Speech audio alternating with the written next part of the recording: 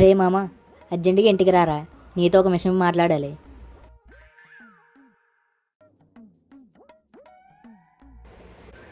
సరే మావా, వస్తున్నా. చెప్పు మావా, అర్జెంటుగా రమ్మన్నావు. ఈ దసరాకి నా దగ్గర మంచి ఐడియా ఉంది మామ. పొద్దున్నే మా ఇంటికి గొరకవాడు వచ్చాడు.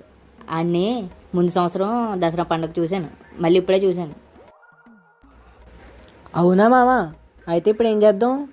ఏం చేద్దామంటే వేట్రా, మనం కూడా ఏదో ఏరియా చూసుకొని దసరా మామూలు దండుదాం. పండగ కొత్త బట్టలన్నా వస్తాయి. సరే మావా, ఈ ప్లాన్ ఏదో బాగుంది. పదండి, దసరా మామూలు దండుదాం.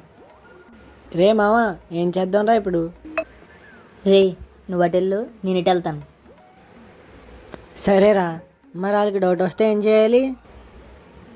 రాకుండా మేనేజ్ చేయరా, వెళ్ళు, టైం అవుతుంది. హారా, ఇదే లాస్ట్ ఇల్లు. సార్ సార్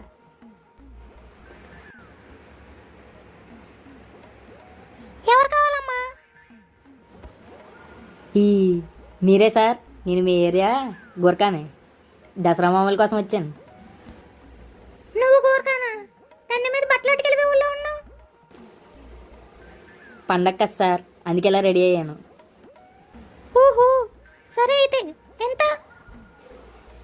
మీ ఇష్టం సార్, మీరు ఎంత అంటే అంత.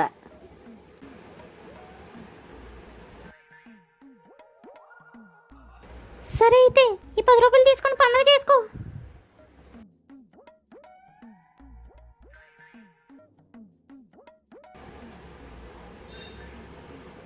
ఏంటి 10 రూపాయలతో పండగ చేసుకోవాలా? ఛీ, ఈసారి గట్టిగా డిమాండ్ చేయాలి. మేడం మేడం,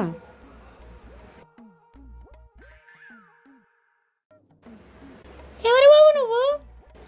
అదే మేడం, నేను మీ ఏరియా గోర్ఖానే. ఏం కావాలి? కోరుకానా? నైట్ అందరూ పడుకున్నాక మేము మేలుకుంటాం మేడం. నేను ఎప్పుడు చూడలేదే. అవునా, మా ఇంట్లో కూడా ఉన్నారమ్మా. ఏమైనా పని ఉందా ఏంటి? లేదు మేడం, నేను దసరా మామూలు కోసం వచ్చాను. ఓ అవునా, ఎంతమ్మా? 50 రూపాయలు మేడం. అవునా, ఇదిగో 20.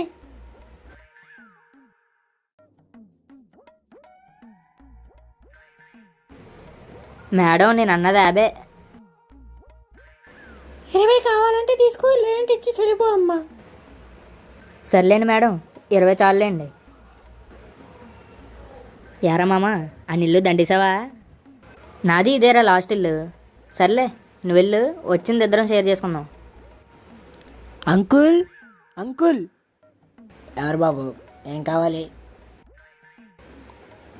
నేను మీ ఏరియా గోర్ఖాన్ అంకుల్, దసరా మామూలుకి వచ్చా. అవునా, నా దగ్గర చేంజ్ లేదే.